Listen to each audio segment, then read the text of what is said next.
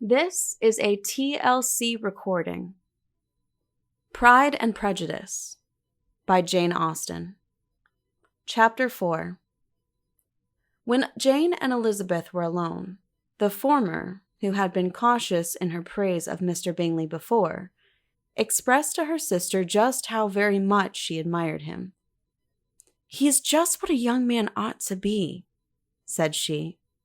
"Sensible, good-humored, lively, and I never saw such happy manners, so much ease, with such perfect good breeding." "He is also handsome," replied Elizabeth, "which a young man ought likewise to be, if he possibly can. His character is thereby complete." "I was very much flattered by his asking me to dance a second time. I did not expect such a compliment." "Did you not? I did for you. But that is one great difference between us. Compliments always take you by surprise, and me never. What could be more natural than his asking you again? He could not help seeing that you were about 5 times as pretty as every other woman in the room. No thanks to his gallantry for that. Well, he certainly is very agreeable, and I give you leave to like him. You have liked many a stupider person." "Dear Lizzie." "Oh, you are a great deal too apt, you know, to like people in general. You never see a fault in anybody. All the world are good and agreeable in your eyes. I never heard you speak ill of a human being in your life." "I would not wish to be hasty in censuring anyone, but I always speak what I think." "I know you do. And it is that which makes the wonder, with your good sense, to be so honestly blind to the follies and nonsense of others. Affectation of candor is common enough. One meets with it everywhere. But to be candid without ostentation or design, to take the good of everybody's character and make it still better, and say nothing of the bad, belongs to you alone. And so you like this man's sisters too, do you? Their manners are not equal to his." "Certainly not, at first. But they are very pleasing women when you converse with them. Miss Bingley is to live with her brother and keep his house, and I am much mistaken if we shall not find a very charming neighbor in her." Elizabeth listened in silence, but was not convinced.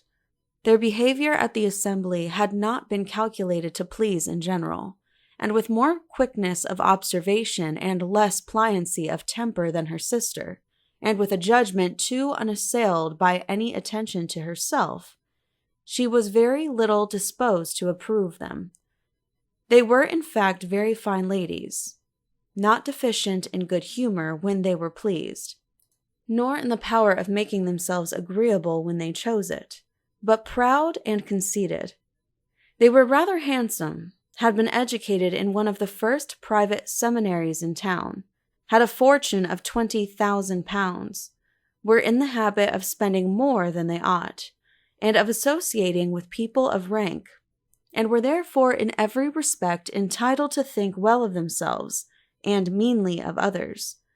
They were of a respectable family in the north of England, a circumstance more deeply impressed on their memories than that their brother's fortune and their own had been acquired by trade. Mr. Bingley inherited property to the amount of nearly £100,000 from his father, who had intended to purchase an estate, but did not live to do it. Mr. Bingley intended it likewise, and sometimes made choice of his county, but as he was now provided with a good house and the liberty of a manor, it was doubtful to many of those who best knew the easiness of his temper whether he might not spend the remainder of his days at Netherfield, and leave the next generation to purchase. His sisters were anxious for his having an estate of his own, but though he was now only established as a tenant, Miss Bingley was by no means unwilling to preside at his table, nor was Mrs. Hurst, who had married a man of more fashion than fortune, less disposed to consider his house as her home when it suited her. Mr. Bingley had not been of age 2 years when he was tempted by an accidental recommendation to look at Netherfield House. He did look at it, and into it for half an hour, was pleased with the situation and the principal rooms, satisfied with what the owner said in its praise, and took it immediately. Between him and Darcy there was a very steady friendship, in spite of great opposition of character.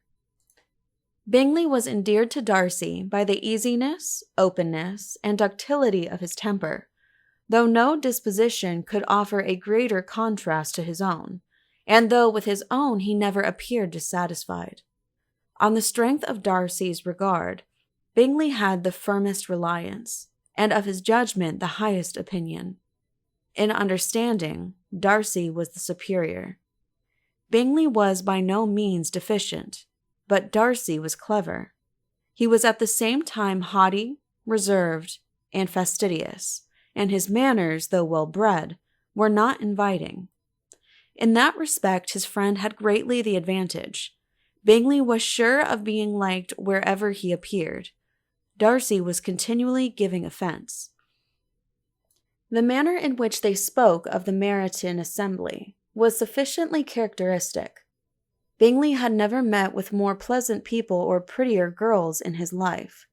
Everybody had been most kind and attentive to him. There had been no formality, no stiffness. He had soon felt acquainted with all the room, and, as to Miss Bennet, he could not conceive an angel more beautiful. Darcy, on the contrary, had seen a collection of people in whom there was little beauty and no fashion, for none of whom he had felt the smallest interest, and from none received either attention or pleasure. Miss Bennet he acknowledged to be pretty, but she smiled too much. Mrs. Hurst and her sister allowed it to be so, but still they admired her and liked her, and pronounced her to be a sweet girl, and one whom they would not object to know more of. Miss Bennet was therefore established as a sweet girl, and their brother felt authorized by such commendation to think of her as he chose. End of Chapter 4. Please click the link below to continue on to Chapter 5. This has been a TLC recording. Thank you for listening, and please be sure to subscribe.